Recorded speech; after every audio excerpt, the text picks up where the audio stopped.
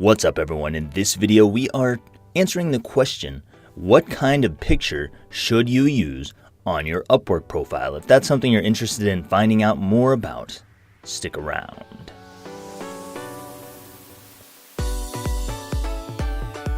For those who don't know me, I'm Lex DeVille, and on this channel we help people escape corporate prison and build a freelance empire. We share lots of freelance writing tips and tutorials, so if you're new, consider subscribing. In today's video, we are talking about your freelance profile photo. It could be Upwork, it could be Freelancer, People Per Hour, any other place, maybe even just LinkedIn. What kind of profile photo are you going to use? What kind should you use? I've looked through quite a few photos now, and I have seen a lot of variation. There's a lot of different types. So let me know in a comment down below what kind of photo you're using and if you think it works for you. Photos don't seem like that big of a deal. People put up all kinds of photos. They got all kinds of crazy stuff in the background, wearing all kinds of different colors of shirts. Sometimes they're standing in the photo. Sometimes they're looking at the person, like they're looking straight forward. Sometimes they're looking off to the side, doing all kinds of stuff. With Upwork, there's some restrictions. You can't do certain things. Like you can't upload a photo that is not yourself, and you can't upload a photo that is wearing sunglasses or has things that are blocking your face. So those are a couple things to know. When it comes to photos, they are very important. Very, very, very important. And they don't seem that important because it's such a tiny thing. But usually with your Upwork profile or any other profile, they're going to be one of the very first things clients see. And when clients see that photo, they make a whole bunch of unconscious, biased judgments. And these judgments are little snap judgments about you and about the kind of person you are. So your photo is actually very important, even though it's not always the determining factor. Sometimes it is, sometimes it's not. Some clients can overcome their unconscious biases, and they can see through that mask. They will take a chance on a freelancer despite what their photo looks like. But I've noticed it even in myself. I can be browsing through a whole bunch of freelancers, and if I've got more than one freelancer that looks like the kind of freelancer I would want to hire, then often it comes down to the photo. Do I like the way this person looks? And there's a few things that photos can tell us, because we often tend to take the kind of photos that would align with how we see ourselves in the world. So this is just a minor thing, but a lot of people don't really think about how it projects out our inner world to the external world. So when you take a photo that is you looking sneaky or shady, or you've got some smirk on your face that you think was clever, or it's just your deceptive look, well, that comes across to the client too, and that projects those thoughts and ideas out to them, which was probably your original intent. But when it comes to clients, they don't want that, because they want honest freelancers. They want people who are trustworthy. So be thinking about those things. It's mostly minor things in photos that turn people away. Is your hair groomed, and is that what the client needs? If you are somebody who is working in a creative field, it might be okay if you have messy hair. If you have Einstein hair, that might be okay in a creative field where creative messes are fine. Whenever you are working with a certain type of clients that are professional clients, they want to see a suit and tie. They want to see that you're well groomed. They want to see that you have a clean headshot, a clean photo. If you're working with somebody that's less important for, then maybe you can dress down a little bit. In my profile photo, I'm just wearing like an overshirt, a plaid overshirt, and my usual smirk, and I've got my whatever background, and I think my keyboard might even be in the photo. So it's a straight on photo, and it shows some things about me, and they're really important considerations. It's showing things like my colors. So you don't really think about colors a lot of the time. I see a lot of freelancers use black and white photos. They use photos where they're wearing an orange tie or some weird color like that. If you're doing stuff for B2B or other professional industries, you're going to want a little blue in that photo. You're going to want that trustworthy color. So a blue tie, a blue shirt, it really does make a difference, and it really projects something about you. And you want to keep your colors simplified. You want to keep it to maybe 2 or 3 colors max. Those should be colors that represent your personal brand. And by your personal brand, I just mean your personality, the brand you would like people to see within your profile. So in mine, I'm using dark colors. I'm using shades of purple, maybe even some pinks. I think there's a little bit of red or a maroon shirt because that was just what I was wearing that day, but it was close enough to my colors that it could fit. And so I'm not dressed up in mine. I'm not wearing a tie. I did take a straightforward shot, and it has my brand colors. And this starts to establish certain things about me.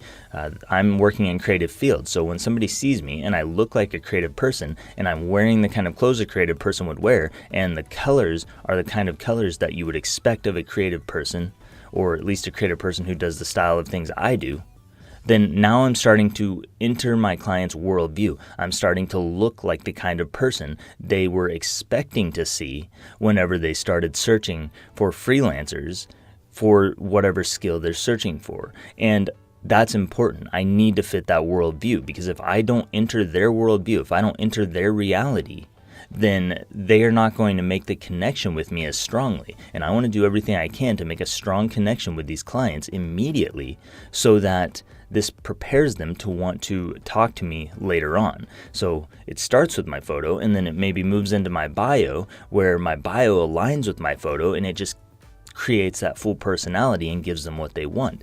And when you do this, you start to form a little bit of your brand. You start to form the personality and the identity that they need to see, and it helps you get them to take those next steps with you. So with your photos, just be thinking about some things to think about are, is the photo crisp? Is it clear? Or does it look really grainy? Is it hard to see? Because a photo that is grainy is going to be something that makes you look less professional. It looks like you didn't care enough to really try. Can you clearly see your face, or are you looking off to the side? Because people want to see your face. They want to get a full picture of who you are. That's important. Do you need to look more casual or more professional for your audience? If you're writing direct response copy, you're probably going to want to look more professional. That's what they've come to expect. That Don Draper style is what people often expect of direct response copywriters. If you are a creative copywriter or a brand copywriter, maybe you need to look a little more creative and dress down a bit, and maybe tap into that creativity whenever you create your profile. What colors are going to make sense for you? If you want people to take action, then red might be an okay color. I don't know any scenario when orange would be a good color unless you were doing some kind of brand design or maybe web design that involved that color. Red for action, blue for trust, loyalty, sincerity. Purples and pinks can often be for creatives and display a creativeness about you. Green if you are in a field that is helping people make money in some way. And yellow, I don't really have one for yellow because yellow tends to irritate people. So I would avoid yellow for the most part. Stick to the blues, the reds, the greens, maybe the purples and the pinks. That's probably not going to be for most people, but blues and reds are probably going to be your best bet. And ultimately, if you don't know which one to pick, go with something blue. Blue and black is fine. So it's okay to have the black colors. A lot of people wear suits and it's black. You can wear that with a blue tie. You can wear that with a blue shirt. You can wear that with a blue handkerchief. Even if you just have blue in the background somewhere, that would be okay too. This is about establishing those sensory inputs that people take and they make sense of, and they take that color blue and they associate it with trust and loyalty in their mind and sincerity, and then they project that back onto you as a freelancer, and then that starts to form their opinion of you and how they see you. So be thinking about that. Other than that, it's just a matter of, I don't use black and white photos. Sometimes black and white photos could make sense depending on the style you're going for, but there's a lot of people that use black and white photos, and I don't know why that is. I think maybe it's just because either the photo is not perfect the way it is, or maybe they just felt like it spruced it up a little bit. I'm not really sure, but I don't really like black and white photos. I don't feel that I can get that great of a feel for you when I'm looking at a black and white photo, so I would avoid those most of the time. Do something with color. We like colors. They help us form our worldview and our perspective of this freelancer. Beyond that, I think those are the main things. Just dress for your audience, use colors that are going to make sense for the outcome that you want, and then think about the colors that are going to start to pull together your brand and represent you.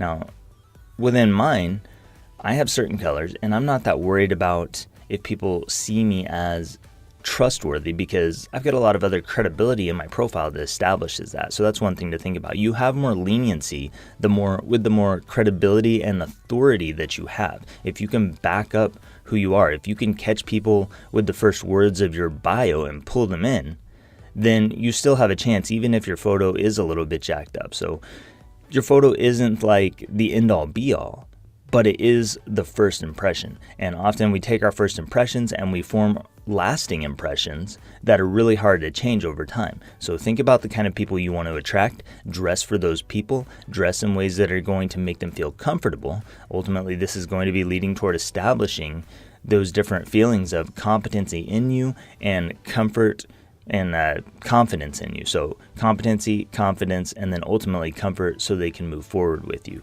Be thinking about those things. If you have any questions about this, let me know in a comment down below. It's fine if you wear glasses. I don't know if Upwork allows you to wear hats, but you can wear hats if that fits your brand and your audience, the people you are trying to attract. Ultimately, it's about dressing for and looking the part for the people you want to attract. By the way, smiles. Do you have to do smiles? Do you have to smile in your profile photo? I don't, but smiling photos do tend to get better results. They tend to put people's minds at ease. So if you have a devious look on your face, of course that's going to project a devious nature. Now, if you're writing something devious, if that's your style, then that's probably okay. But if you are not doing that, then that's not going to be okay. If you are writing sales letters for a bank or for a lawn mowing business or something, or if you're building a website for this trustworthy steel company, then having a devious look on your face is not going to be your best bet. You need a smiling photo. Most people would do better with a smiling photo of themselves because it puts clients' minds at ease. And it's just one more way of establishing trust. It's showing that we are friendly and fun. We are not devious people. We are not deceptive people. We are not dishonest people. And we are not people who are going to screw them over. We are somebody who is just friendly. Friendly is what people like, and so we like to see a smile. That's something to be thinking about. If you have any questions, let me know in a comment down below. Thank you so much for watching. I'm Lex DeVille.